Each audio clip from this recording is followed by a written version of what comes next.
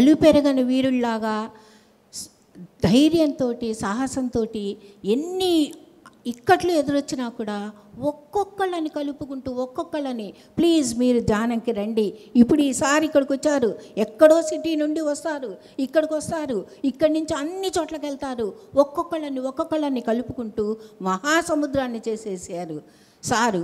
అలాంటి మహా దివ్య పురుషుడు பத்ரி சார் అంటే. பத்ரிஜி அவர்கள் ஒவ்வொருத்தருக்கிட்டையும் போய் ஐயா நீங்கள் தியானம் செய்யுங்கள் என்ற ஒவ்வொருத்தருக்கும் இந்த தியான அறிவியல் சொல்லி ஒவ்வொருத்தருமாக எல்லாருமே இணைந்து ஒரு பெரிய கடரான ஒரு தியான உலகத்தையே உருவாக்கியிருக்கிறார். ఎక్కడ పడితే అక్కడ మహానదులు పొంగి పొరలున్నట్లుగా ఈ జాన సముద్రాలన్నీ పొంగి పొరలుతున్నాయి. అవన్నీ సముద్రంలో కలిసిన మళ్ళీ పెచ్చు. సముద్రం అంటే అంతులేనిది. అదేవిధంగా ఒక చిన్న సొసైటీగా ఏర్పడి ఆ తర్వాత పెద్ద పెద్ద సొసైటీస్గా ఏర్పడి ఇంకా ప్రపంచం మొత్తం వ్యాపించింది. ఆ మహానుభావుడు ఒక్కడి వల్లే, ఒక్క నీటి పొట్టి వల్లే సముద్రం ఏర్పడుతుంది. ఆ సముద్రం నుండే నీటి పొట్టు జీవిస్తుంది. మనమందరం కూడా ఈరోజు నాకెందుకు ఆ పత్రి సార్ చెప్తున్నారా అనిపించేంత ఆనందం కలుగుతున్నది. ஒவ்வொரு துளி இணைந்தால் மட்டுமே ஒரு கடராக மாறும். அந்த விதமாக பத்ரிஜி ஐயா அவர்கள் ஒவ்வொரு ஊரும் ஒவ்வொரு நாடும் போய் ஒவ்வொருத்தருக்கும் தியான அறிவியல் சொல்லிக் கொடுத்து தியானியாக செய்து இந்த விதமான ஒரு மேடை வரும்போது எல்லா நபர்களும் ஒரு இடத்தில் உட்கார்ந்து தியானம் செய்யும்போது அது தியான கடராக வந்திருக்கிறது. இன்று அந்த விதமாக ஒவ்வொருத்தரும் தியானம் கற்றுக்கொண்டு இந்த மேடையில் நாம் எல்லோரும் உட்கார்ந்து தியானம் செய்து கொண்டிருக்கிறோம்.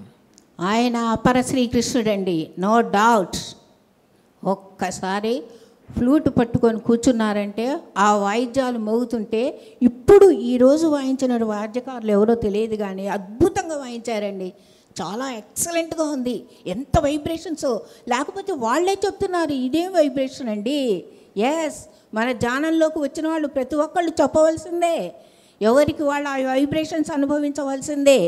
అలాంటి ఆయన ఫ్లూట్ వాయిస్తుంటే 1,00,000 మంది అయినా సరే అలనాడు గోపికలు ఆనందంతో ఊగారో లేదో తెలియదు కానీ ఇలనాడు మటుకు ప్రతి ఒక్క జాని ఆనందంతో ఆ మురళీనాదంలో మైమర్చిపోవలసిందే. 3G అంటేనే అంత ఆనందం కలుగుతుంది. మనలోనే ఉన్నారు ఆయన, ఎక్కడికి పోలా. பத்ரிஜி அவர்கள் பில்லாங்குழல் வாசித்தால் அந்த இசையின் மூலம் அந்த வைப்ரேஷன்ஸ் எவ்வளோ ஆழமான தியானத்திற்கு நம்ம எல்லாரும் கொண்டு போகிறது அப்படின்றது இன்னைக்கு நாம் பார்த்திருக்கிறோம். இன்னைக்கு யார் அந்த புல்லாங்குழல் ஆகட்டும் மிருதங்கமாகட்டும் இந்த இசை எல்லாமே நமக்கு வழங்கியிருக்கிறாரோ அவர் யாரோ எனக்கு தெரியாது. பட் இன்னைக்கு நடந்த இசை, இன்னைக்கு நமக்கு கொடுத்த இசையின் மூலம் ரொம்ப ஆழமான இசையுடன் நாம் தியானம் செய்து ஆழமான தியானத்திற்கு சென்றோம். இது எல்லாருக்குமே అనుభవத்திற்கு வந்திருக்கும். ఆయన నోరు తెరిస్తేనే ప్రతి మాట జ్ఞానం, జ్ఞానబోధ. ఆయన చిరునాలుక మీద సరస్వతీదేవి డాన్స్ చేస్తూ ఉంటుందండి. ఎస్, ఏ మాట చెప్పినా ప్రతి ఒక్కళ్ళు పరవశించవలసిందే. ఎంత బాగుంది, ఆహా సార్ అంటూ మంత్రముగ్ధులైపోయి వింటూ ఉంటారు. ఎందుకు అనుకుంటున్నారు? శ్రీనాథుడు ఆయన. శ్రీనాథుడు అంటే సరస్వతీదేవి కటాక్షం అన్నటువంటి వ్యక్తి. ఆ కటాక్షం మనందరి మీద కూడా ఉందండి. మనం ప్రతిరోజు ధ్యానం చేస్తున్నాం, జ్ఞాన లక్ష్మి, జ్ఞాన సరస్వతి మనతోటే ఉన్నది అని మనం తెలుసుకున్న రోజు మనకు అంత ఆనందం కలుగుతుంది. பத்ரிஜி அவர்களுடைய புன்னகையுடன் ஒவ்வொரு வார்த்தையில் அந்த ஆற்றல் என்பது இருக்கும்.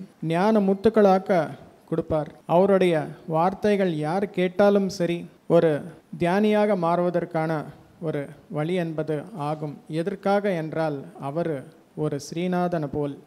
ஸ்ரீநாதன் என்றால் யார்? சரஸ்வதி கடாட்சன் பெற்றவர்.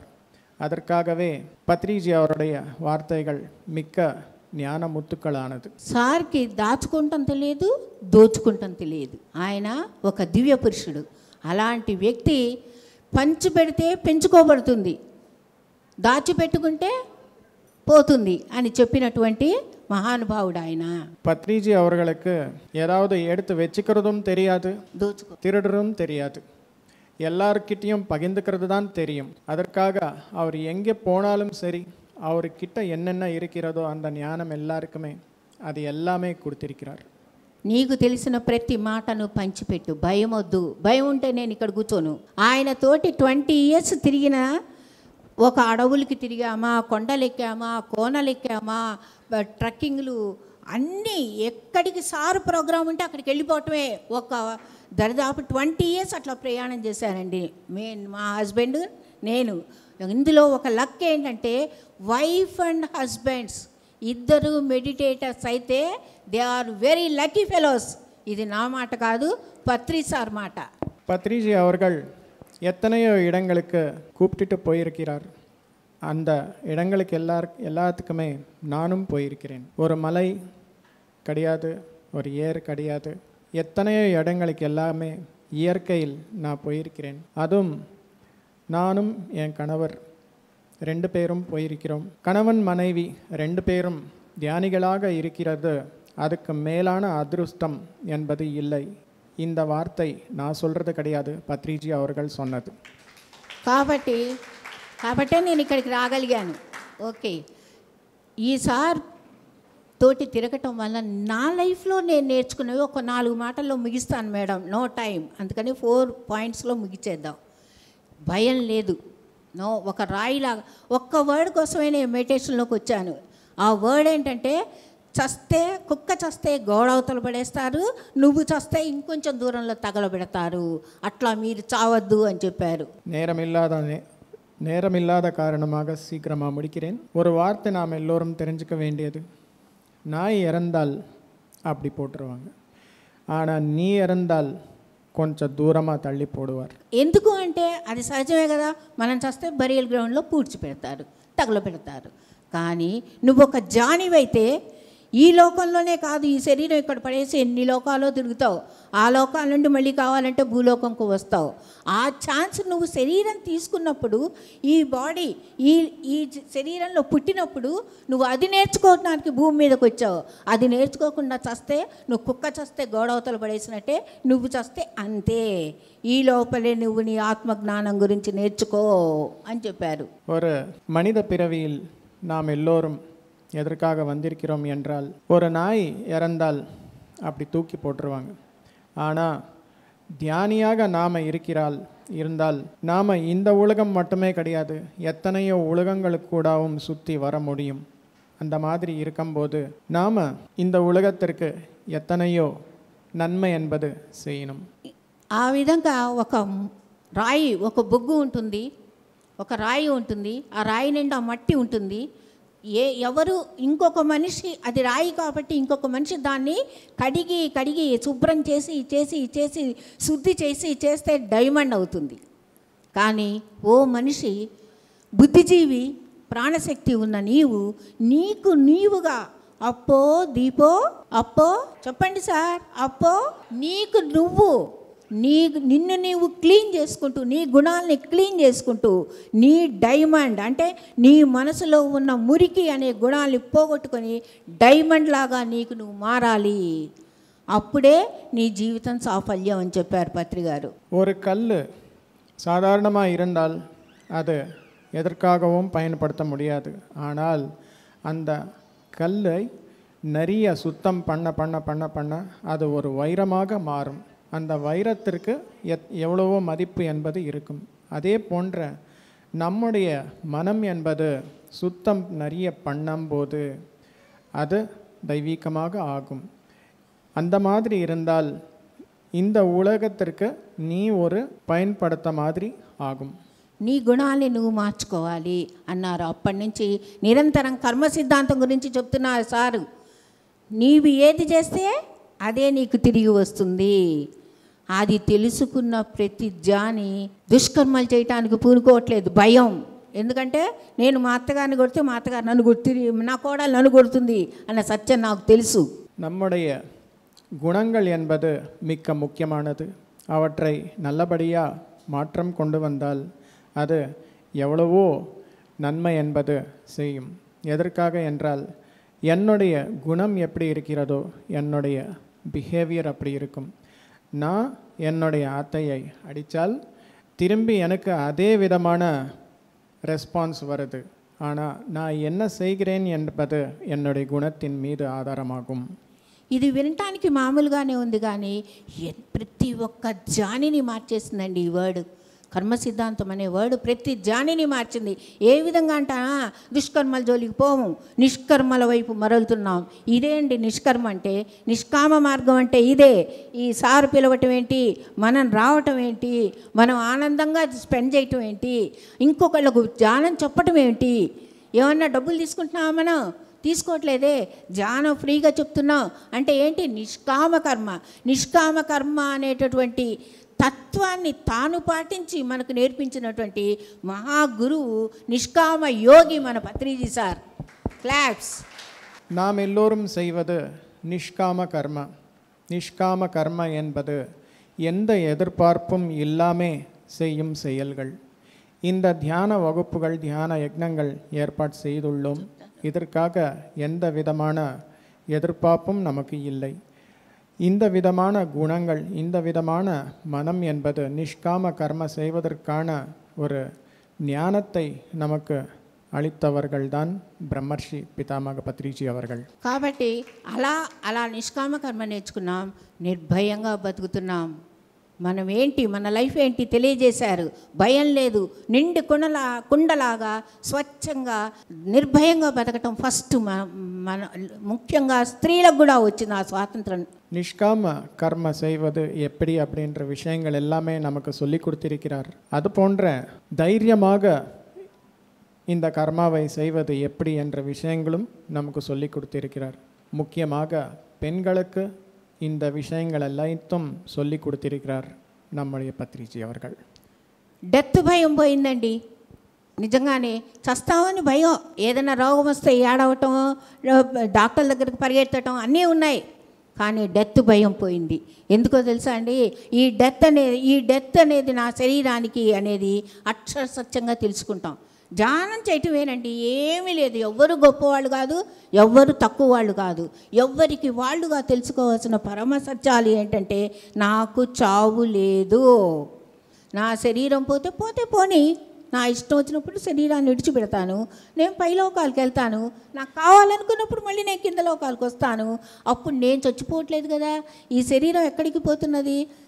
ఈ పంచభూతాలు కలుస్తున్నాయి, నా ప్రాణశక్తి పైకి వెళ్తున్నది, మళ్ళీ కిందకు వస్తా, పంచభూతాలని కలుపుకుంటాం, மல்லி పుడతా అనే సత్యం తెలుసుకుంటాం వలన death fear, no death fear. இந்த உலகத்தில் எல்லாருக்குமே இந்த நோயாகட்டும், கஷ்டங்களாகட்டும், துன்பங்களாகட்டும் இருக்கிறது. முக்கியமாக மரண பயம் என்பது எல்லாருக்குமே இருக்கு. பத்ரிஜி அவர்கள் கொடுத்த ஞானத்தின் மூலம் நாம் எல்லோரும் இந்த மரண பயத்திலிருந்து வெளியே வந்திருக்கிறோம்.